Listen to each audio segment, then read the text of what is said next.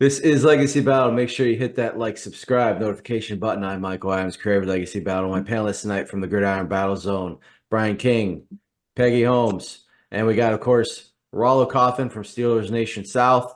Our debate tonight is the greatest Raiders player of the last, technically 44 years, but we're going to say 40 years.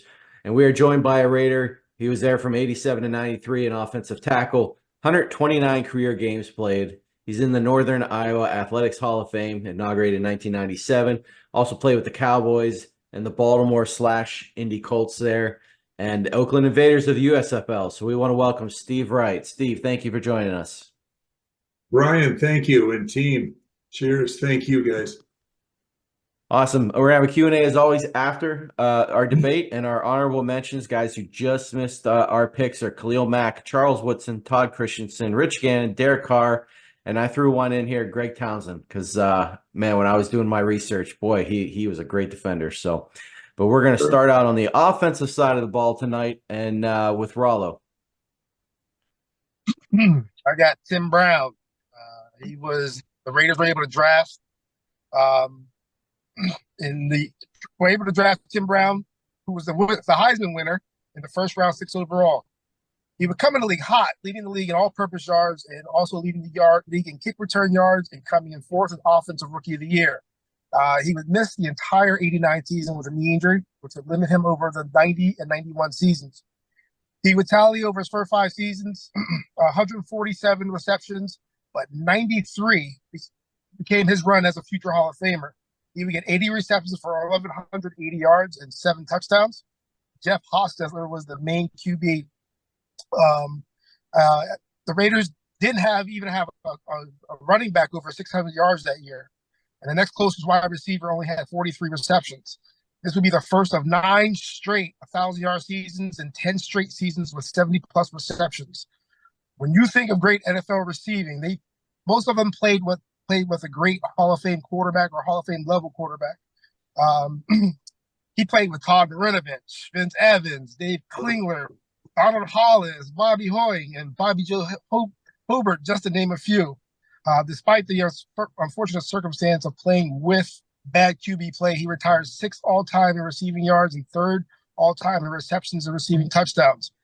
He is still top 10 in receiving touchdowns and 7th all-time in receptions and yards.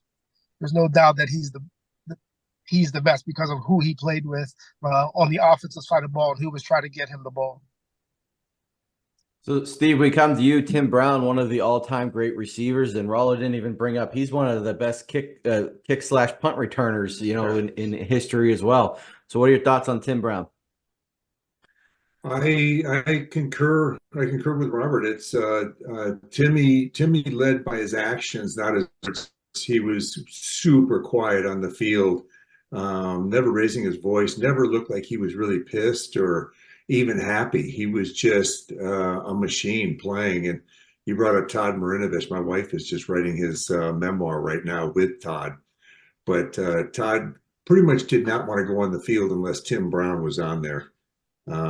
He just knew that Tim could catch any of his ducks or anything, or whatever he threw out there, Tim would find it and usually bring it to the house. Loved Tim. I was so fortunate to play with him for, I don't know, it's probably 4 or 5, maybe even 6 years. Solid guy. Absolutely loved. Everybody loved him. Super deserves the Hall of Fame. Was it weird for you seeing him in a Tampa Bay Buccaneers uniform for that final season? Sure. Yeah, it really was. And once I stepped away from football, I didn't watch any football for at least 10, maybe 15 years. I mean, I didn't watch a game. We bring film home every night and they're watching football. And it's just one thing I think that really helped in my longevity is just kind of separating football and my other friends in a different life. And so when I got away from football, I just stopped watching it. So I didn't really see too much of Tim playing down there and missed quite a bit of that. But yeah, it's always strange when you see somebody like Joe Montana or something like that, down with Kansas City, or just kind of it's weird, but Well, let's stay on the offensive side of the ball. Peggy, go ahead. And of course, Marcus Allen is the guy that I'm talking about today. And when I think of Marcus Allen, I think like Steve Sable, pure poetry when running. Just a dynamite athlete, and the gift that he had was vision. Marcus could find that end zone from anywhere. He was a guy that had longevity, durability. It seemed like he aged. As he aged, he got better. And there was a fluidity about his running style and his gait that I don't think I've seen in any NFL running back before or after. Everybody has their own style. Marcus ended, of course, his career 12,243 yards rushing, but something that's not really emphasized is his receiving. 5,411 yards. I mean, that's like almost 18,000 yards from scrimmage for a career. And it was a long one, 11 years with the Raiders, 5 with Kansas City. Marcus was a golden boy. Everything he touched turned to gold. We're talking about Heisman. We're talking about Walter Camp Awards. We're talking about a guy who came out of college as one of the top running backs and never missed a beat when he was in the NFL. Super Bowl MVP, season MVP 1985. I mean, we're talking about everything he touched. Really was a fantastic effort on his part and a real true use when we talk about the potential of a player to reach a highest plateau. That was Marcus Allen. Lots been made, though, of what happened to Marcus at the end of his career. He and Al Davis fell out. And a lot of us Raider fans, we debate this a lot. Was it Al's ego? Or was it on Marcus's part? I guess we'll never know, because Marcus, the true gentleman, has never really come out and told us what happened. Al tried as he would to destroy his career, and did that by first bringing Bo in and making him back up Bo and share carries with Bo when Bo didn't even get here till October, right? So you'd have thought who was the backup and who should have been the starter. But nevertheless, he finished out his career still on top at age 37. This last year in his career, he still had 11 touchdowns. We're talking about a guy who epitomized what football was all about, and that was Marcus Allen. Right on. Steve, you blocked for him. Tell us about him. I know at one point he actually was the 4th string there in with the Raiders. Mm-hmm. Yeah, Marcus, you say I blocked for him. Many times he blocked for me. One of the things that Peggy didn't mention is there was no better blocking running back. There were a lot of good running fullbacks, but Marcus, we had Steve Smith, who was our fullback, and then Marcus, the running back. We called him Chip and Chunk. And Steve Smith was the chunk. And so we'd break the huddle, and it was going to be a deep drop back or something, and they're both in. Either the other tackler or I would just yell Chip. And so that just meant that Marcus would yell Chip. And I'm locked up with Neil Smith or Bruce Smith or one of these other, big defensive ends. He'd come by and throw a shoulder into their ribs and knock them flat, or not, definitely just separate them from me and give me a little breathing room on their way out. So yeah, he was a great running back, one of the best of all time. And yeah, fantastic receiver, all around athlete, team leader, tough guy, blocker. Couldn't agree with Peggy more. I mean, it was just, it was such an honor to play with the guy. He was so tough. I was on the bench there. We came over, we sat down, the whole offense, and I look over at Marcus, and I could see his skull through his eyebrow, just above his eyebrow. His helmet had hit there or something, and it was a gash that was a good easy inch long and opened up like this. And it wasn't much blood. It was just gashed open. And he's just sitting there. He just didn't even care or paying attention to it. And, they ended up taking him in and sewing him up, and he came back out. But I absolutely love the guy. As all the guys we're going to talk about today, it was just such a solid team. And Marcus, yeah, he backed up Bo, never bitched, never complained. Would sit on the sideline and just walk up and down the sidelines, kicking guys to get them going. And if I was going to start a team, I would start with him. Well, let's go to Brian. All right, I'm gonna bring you guys 6'4", 305 pounds, Steve Wisniewski, also known as the Wiz. He got his start up in Happy Valley with the Penn State Nittany Lions. Followed his older brother's footsteps at guard. In '86, Wiz helped clear the way for Penn State backs, and as the team went undefeated and won a national championship. So the Wiz was originally drafted by the Cowboys in '89, but was dealt almost immediately to the Raiders. He went on to spend his next 13 seasons in the silver and black. Wisniewski's durability was very impressive. From 1989 to 2001, out of a possible 208 games, he started in 206 of them, only missing 2 throughout his entire career. And he finished up his playing days with a 161 consecutive game start streak. But not only was the Wiz on the field making a key impact, he made 8 trips to the Pro Bowl, and 8 times he was voted All-Pro. And once the 10 years of the 1990s were over, he was voted to the NFL's All-Decade team. Wisniewski was tough, and his opponents hated playing against him. Some called him a dirty player, and some believed that he played right to the edge of the rules.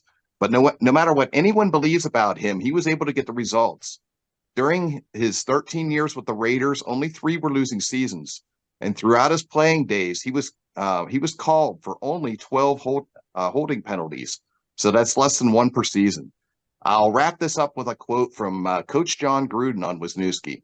He's extremely powerful, great feet for a big man, can probably play any position on the line. He was first in line for drills, and he never made excuses. So that's Steve Wisniewski. So yeah. Steve, your teammate, your line mate, you guys got to gel when you're an offensive line. So how do you do with you? Yeah, Steve was a beast, and I was fortunate to play. When I was with the Colts, I played with his older brother, Leo. Leo was a nose guard for the Colts. And then I come to the Raiders, and I played with his younger brother, Steve. Steve was a beast. And coming out of college, with the name he had, remember we played down his rookie year early in the season. We played against the Chargers and Junior Seau, and all week they built up the 2 rookies coming at each other. And within the first couple of minutes, they were in a fight. And I think Junior got kicked out of the game.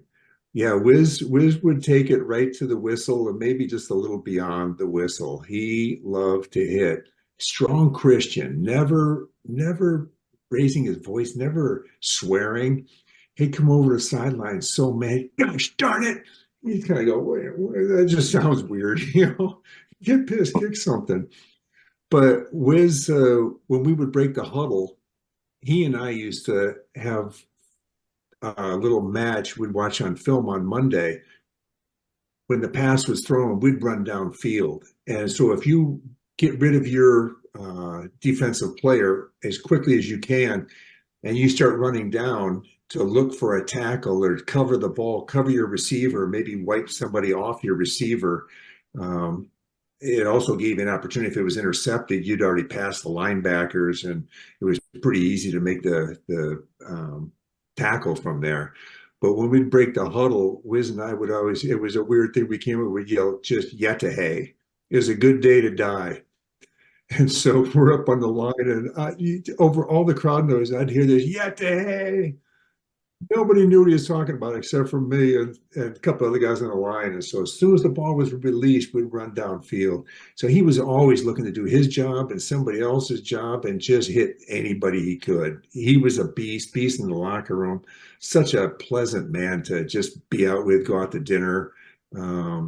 Gave it his all. Always in a great spirit, kind, nice man. Love seeing him when we have the Raiders reunions. Solid. So we're going to go to our final player, and we are going to the other side of the ball for that. So yes, we do have one defensive representative here, Howie Long. So, I mean, everybody knows Howie Long. I could just say the name, Howie Long, if you watch television, for goodness sakes, or, go see a movie or something. But second round pick out of Villanova, defensive end. He was Oakland and LA, so Raiders from 81 there to all the way to 93. He is a 3-time first team All-Pro, 2-time second team All-Pro, and we can toss in 8 Pro Bowls with that. So there's the accolades right off the bat. And of course, he is a Super Bowl champion, like a few of the guys tonight here. But 85 is co-defensive player of the year, and he's a member of the NFL 1980s All-Decade team. So in my opinion, he was actually the best defensive end during that time period. But, I know they put more than one on, so you can all make that decision for yourself. But Hall of Fame in 2000. So it doesn't get any higher than that in football lore, of course. Now, he is the Raiders' all-time leader in defensive games played with 179. And he is second all-time in sacks behind Greg Townsend. So that's pretty impressive. And now this show in general, this show is about legacy. The title is Legacy. Legacy is bigger than the game. Like our guest tonight, Howie was able to branch out past football. He became a solid actor in film and TV, Firestorm, Broken Arrow, 3,000 Miles to Graceland. So many commercials, I couldn't even tell you. And he's an author. He's a 2001 Walter Camp Man of the Year. And let's not forget that this poor man, every Sunday during the football season, has to put up with the shenanigans of Terry Bradshaw on Fox NFL coverage. Okay. Howie's usually the one playing the straight man when Terry's going off and who knows where. So that, my friends, is a legacy. I think Howie Long is the best tonight. Steve, our only defensive player, what are your thoughts on Howie Long? I know you said before we started recording that you just talked to him a little bit ago. Yeah, I was just texting with him, but I was fortunate to practice against him every day in practice, either he or Greg Townsend. And so that upped my game big time in practice. I'd get my ass kicked in practice by Howie or get speed rushed by Greg around the corner. But that helped me so much. I would have rather gotten my butt kicked in practice. And so by the time the game came around on Sunday, I was so quick. I was so alert getting up in my stance. Those guys helped me so much. Yeah, it was a fine line to practice against Howie. We would Wednesday was offensive day, so he'd give me a good look, but it was always bang and get your head and the hands on the right place. And if I took a couple extra steps or something, there would always be that stink eye look, like, okay, that was a little too far, big guy, Steve. Just back it down a little bit. And no words were said, but I just knew that, oh Lord, I don't want to get him pissed. You see, it was a fine line dance, and then I'd give him a look on Thursday.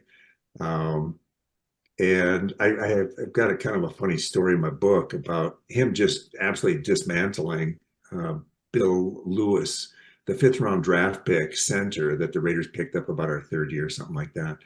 And he took it a little too far with Howie one day, and I've never seen anybody be put to sleep and disassembled faster. And I'd heard that, Howie was a beast, but I'd never seen anything like it. The kid told Howie to F off after one of the practice drills. And Howie kind of I call it, he left the building. He's not there. He's not Howie anymore. And he's walking up to Bill Lewis. He said, "What did you say?" And the kid said it again. And before he ever got you out, he got this Mike Tyson hammer coming up from the basement, blew his helmet off his head. He was out cold, still standing erect. And as he was falling, Howie kicked him again. And dropped him, and it was the ugliest thing I've ever seen. Bill Lewis on the ground with his front teeth sticking through his lip, and I was like, "Damn, okay, I'll make sure I stay in my line and don't push it too far." He was great. He was just, yeah, he brought a lot of passion. When I was saying Marcus would be a little quieter, Howie would rant and rave and just get in your face. And I've got a couple of great pictures of that. Yeah, he was just so solidly built more solid than any human I've ever seen. I mean, his wrists are legendary. Twice the size of mine. They were like 12-inch wrist or something. He had these forearms. And just something about his leverage that would just, no matter how hard you tried, he'd get up underneath you. And just watch him just beat up offensive linemen. I love the guy, and I think he's the best defensive lineman I ever went against. And I went against a lot. That story alone is reason enough to vote for Howie. So, well, let's move into our vote. Cannot pick your own, guys. Brian, you're in my upper corner. Who are you taking? Well, I mean, all these guys are amazing and part of the legacy of the Raiders for sure. To me, the guy on top is Marcus Allen. That Super Bowl run in Super Bowl 18 just replays my mind, and then of course the NFL Films version of it is great to watch. Marcus Allen running into the night. That one always gets me. So I got to go with Marcus Allen. Peggy.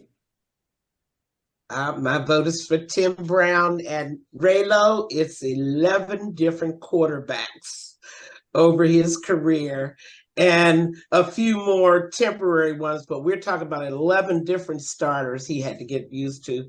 Tim is just one of the most underrated and awesome wide receivers ever to play the game. Yeah, for me, my vote, I feel like it's so easy just to say, oh, Tim Brown, Marcus Allen. Like, it's just so easy. And I think that takes away a little bit from the guys who make that possible.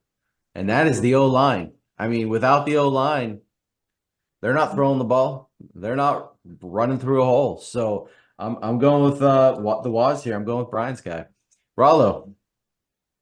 Like you said, legacy battle. And Howie Long had two boys that played in the NFL. And of course, he's the author of Football for Dummies. Mm-hmm. So That's right. No-brainer. So, that book's gonna be around forever. So that's Howie Long. Steve, we come to you. Who would you take? I gotta say somebody here. I'm gonna go with Marcus, just because he was so intricate and just lining up in the huddle and watch how he'd manage the huddle, help out the line, just every part of who he is. And I can't take anything away from anybody else, but if I was going to start a team, I'd start it with Marcus Allen. All right, so my vote's with Marcus. A win for Marcus Allen and a win for Peggy. Let's move into our Q&A. Peggy, you got the win. You get first question, and we'll go Rollo, Brian, me. All right, this is a question. I've been a Raider fan since 1968, first jersey, a Daryl LaMonica. But something that we football fans have debated a long time, the ones that think we know things about O-line. And we want to talk about those two positions, right and left tackle, which you played both.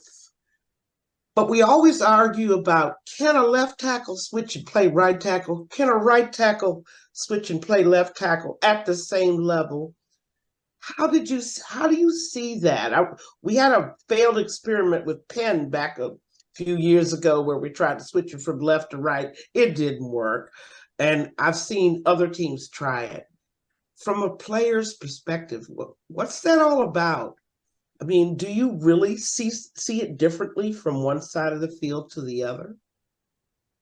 Not see it differently, feel it differently. You get in a left-handed stance instead of a right-handed stance. So for many people, And for me, it was a little bit awkward at first, but I got thrown into a game in New York against the Giants, and I had LT in my face for the first time ever playing left tackle. And honest to God, it's a funny story in the book, but the very first play, he ran me over and he tackled me and Steve Berline for a sack. And that was the very first play of the game. So I had to adjust my stance a little bit, but it is difficult going from right to left. My ability is being athletic. I could play the guard. I snapped the ball a few times when Don Mosbar went down. I played goal line, short yardage, played tight end. I caught a few passes against, I think it was Philadelphia, on short yardage, and it was just short yardage. But it is difficult to do. You know, you ideally want to be playing next to your guard. I played next to Max Montoya for a few years, and you really get used to him being there, and you know each other. And then so if you get switched over like I did over to left tackle, it's you're kind of a man on an island, and it's such an intricate, important position because the quarterback's going to have his back to that side. But it's my preference. My preference was the right tackle, but left tackle. You can do it. It takes practice. I got kind of thrown into the wolves because our left tackle had gone down in practice, I think on that Monday or Wednesday or something. And so I switched over quick and had more than my hands filled. But after that sack with LT, I ended up having one of the greater games I had. I realized I knew he had speed and I knew he had strength, but he had more strength than I thought he did. So I adjusted my stance and my body position and ended up having a pretty great game. Steve, NFL sidelines, soccer sidelines across the world, all you a debt of gratitude because of your cloudburst. Yes. Tell me how that invention came about. And what was your I know what your inspiration was, but what made you decide this would be a great opportunity for the Raiders? It's we all see things and we all have ideas and we kind of let them go. I was about 2 months from training camp, and I think it was 1990. I was in Palm Springs and it was 110, whatever, and the mist was blowing around the restaurant. And I was getting ready to go to camp in another month or two.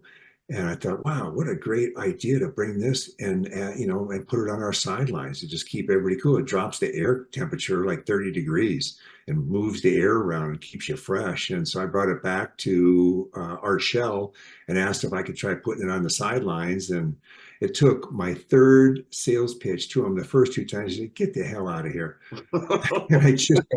And I was persistent because it was in my heart. I knew this would be great if they would give us the opportunity, if Art would, and put it up. And he came over and grabbed me about halfway through the first quarter.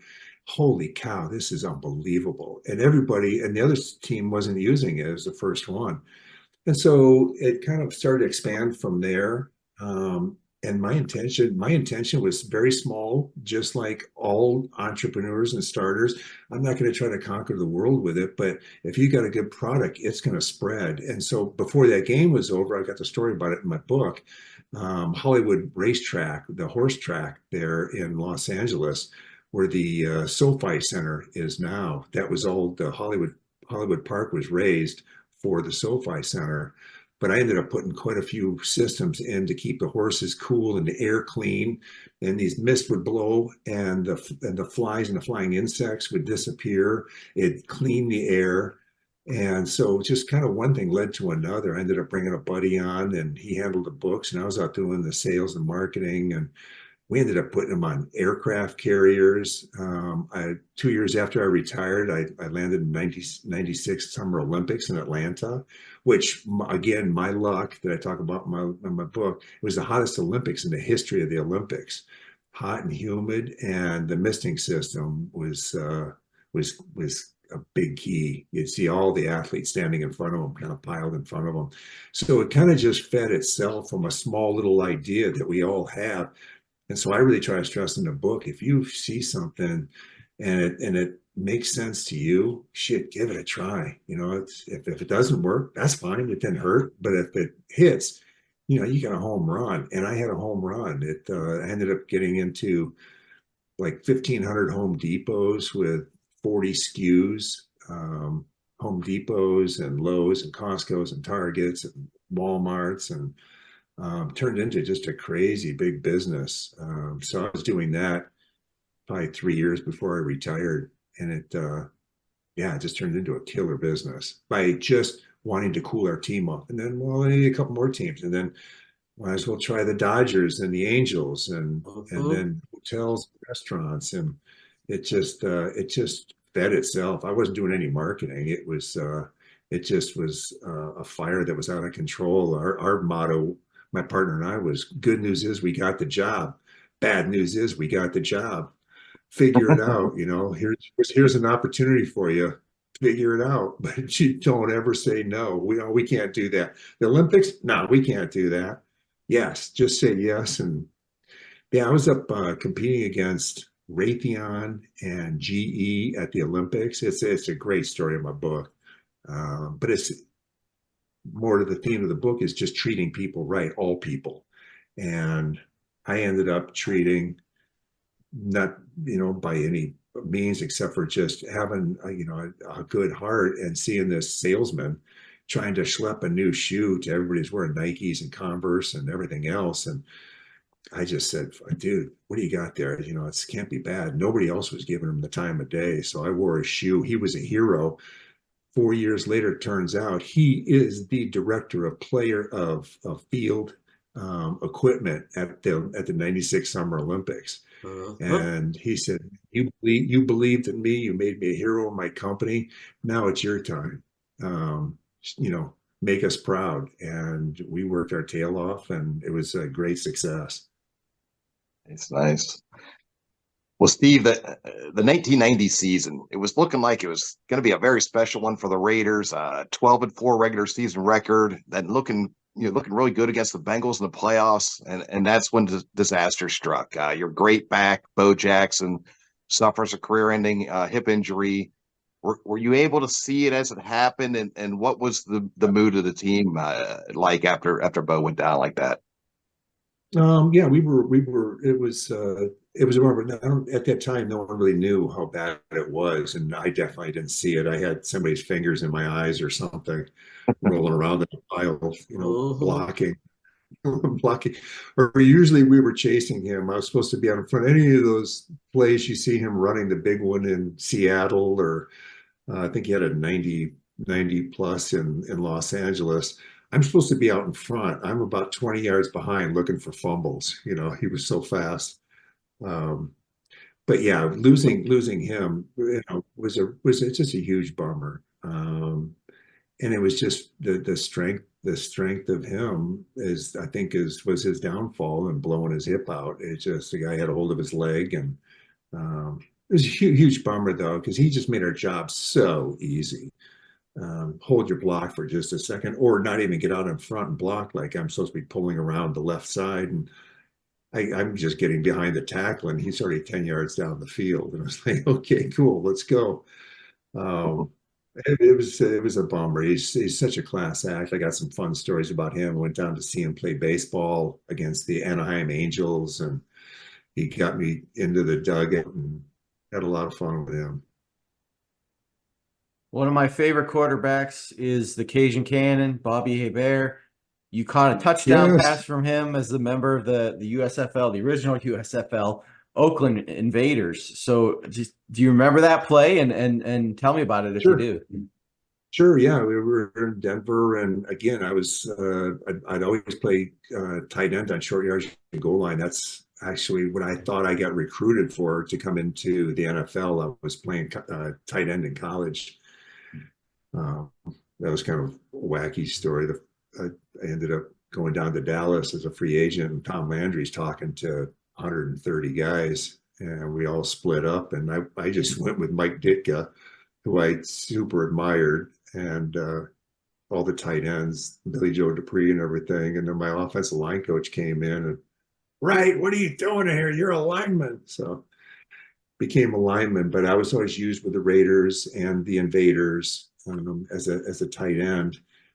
Just a block and a simple little release into the end zone. It wasn't anything, I had a 5'11", 170-pound dripping wet defensive back hanging on me, and I'm weighing about 290 and 6'6" and can jump. And so it was kind of taking candy away from a baby. But I also caught, I think it was like 3 passes in Philadelphia one year with the Raiders. It's yeah, I just love catching a ball, and it always killed me that I wasn't utilized a little bit more for that. But Bobby Hebert was just such a great character. We've connected on, I think it was Facebook or something, and it's just great to get back in touch with him. But all my marketing I'm doing for my book, all of a sudden I'm just buried in, and I enjoy it. But getting into Facebook and Instagram and LinkedIn, and I never used to do this stuff, and now I'm sitting here, I look out at the ocean, and I get on social media for about 3 hours, and connect with so many old teammates and friends from the past, and Bobby was one of them. Love the guy. Peggy, you got the win. I'm going to give you one more, and then Brian, it's your guess. You can finish it out. Cool. I do have one more, and I noted in 91 you won the Ed Block Courage Award.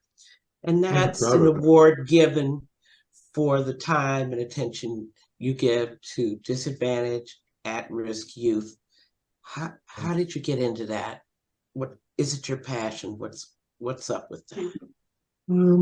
Well, for one, they I've got the time, and also, I've had a very fortunate life. Stayed healthy, raised by, an upper white middle class family. And just, I really go into it in my book of just watching as a young kid, when everybody, just don't think little kids are watching. And I didn't really realize how much I was watching until I started writing the book and really getting into what made me who I am, and bringing up the theme of the book. But just learning prejudice, learning about people that don't have the money that we had. And so just anything I could do to, to kind of help balance and help somebody else out was always, it felt good. And nothing felt better than, it's kind of like the selfish act of giving is what I like to call it. It, helps somebody out, and it really makes you feel good. Just got a lot of opportunities when I was with the Cowboys, and I came out to the Raiders, and they're throwing things out there. Does anybody want to do this or that? And so I just ended up.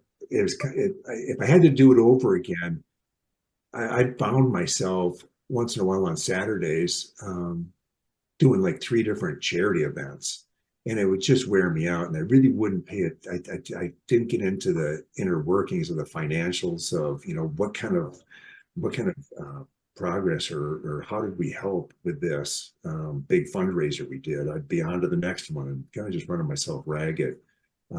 If I could do it all over again, I would have just settled on 1 or 2 and poured my heart and time and financials and everything else into it. But it just I stayed very busy with different foundations and giving things back, and I think part of that award too is given to players that have come back from injuries. A year before I tore my shoulder out pretty bad in Kansas City, and came back from that. So it was fortunate, just staying healthy. And all of a sudden I got, the Ed Block Courage Award, and went to Baltimore, and John Elway won it for Denver. And yeah, it was just a huge honor that I always loved.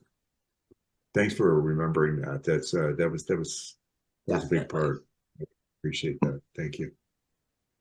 Well, Steve, you've referred to it a few times. Your recently released book, Aggressively Human, it's been very well received so far. I see you got a 4.8 out of 5 on score on audible.com. You got a perfect 5 out of 5 on Goodreads. So congratulations on that. So what was the inspiration behind the book, and what's the overall message? and I got 71 5 stars on Amazon. Oh, there you go. There you go. I love the Not plural. that I keep, All right. not that I was looking, not that I was paying attention to it this morning, We're but setting the there's record 71 straight this. here. Okay. The inspiration was kind of what we're talking about. I've had a fortunate life. It's, I've had my fair share of fun and shenanigans and everything else. But also too, just what it took to stay, what I call just staying present, to make the Dallas Cowboys. 3 of us out of 120 guys made the team. I was rooming with 5 other players, and those guys were all talking about the big scrimmage this next weekend against the 49ers. And I remember just going like, wow, that'd be so cool to even be on the team if I still got there. I'm just thinking about tomorrow morning, not tomorrow afternoon's practice. I'm thinking about tomorrow mornings. And I was just always present. And all those guys just disappeared because they're just, they're wanting to kind of sit out a little bit that morning practice because they got the scrimmage coming up this next weekend. And guys were just getting cut left and right. And man, I just stayed glued to the present. Um, just, just so many stories to tell, mentors that help move me, good mentors and bad mentors. Talk a lot about that in my book. Treating people right, which you just don't see a lot of, especially in these days. There's so much fighting, and I'm actually having a lot of fun with it online because I'll see some real pricks online that just want another prick to fight with. And I'll throw some good juju at them and compliment them. They turn to butter and they just turn into the nicest person back. And I actually had a guy this morning, he's writing a book, and the guy was the biggest prick. He was I guess an old coach. I think he coached in the NFL and college and high school. And I was just like, wow, this guy's comments, he's just, an ass. And I just threw a little good juju out to him. And now he's like, all of a sudden, he's my best friend. And it's really weird. But just treating people right is so easy to do. It's just as easy as being a prick back to them. Just a lot of life lessons. It's not a how-to book, but it's just something that felt compelled to write. Looking for opportunities, and if an opportunity presents itself, charge at it and charge at it hard. And if you run into a wall, cool. But if you run through that wall, there could be just the Olympics. There could be Survivor. I could have easily, when I was invited, I was down seeing Howie at Fox Studio one Sunday morning and ended up sitting in the green room with the lead casting director for Amazing Race and Survivor. And after about 3 hours of just chatting with her kids and playing everything, she goes, "Hey, have you ever thought about being on a reality TV show?" No, I don't even watch them. She goes, "Well, I'm the lead casting director. Would you want to try one of them?" And I could have said, well, I'm not into reality TV shows, and thanks, but no thanks. But let me think about it. Let me call you tomorrow. I know I would have never found her. She would have been buried in work and everything else. I said, I haven't seen either show. And she goes, I said, which one should I try? And she said, give Survivor a try. All right, cool. I'll do it.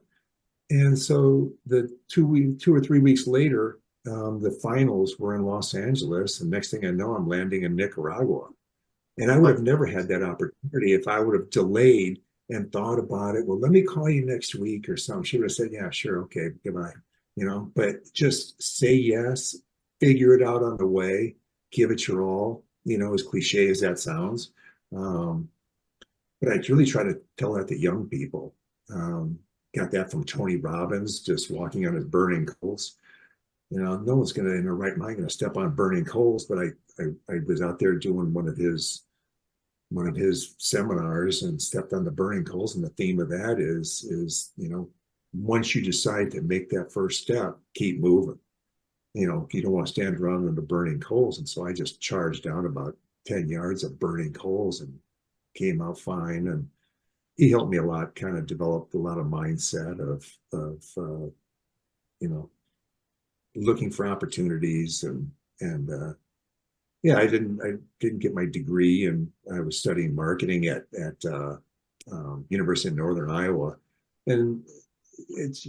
I don't think you really need a degree. I don't know. It's just kind of. I was fortunate to find something in this misting that just exploded, and I could have just let that go as well.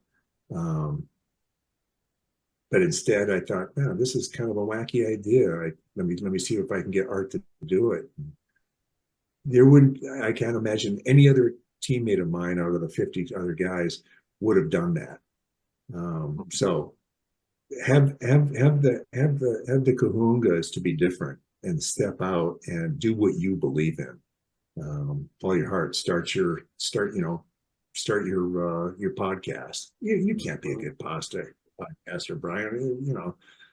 But said, screw you. I'm going to give it a shot. Now you got 3 great hosts on there with you, and a successful show. It's pretty cool, and I really appreciate being on with all you guys. It's been a great opportunity. Nice.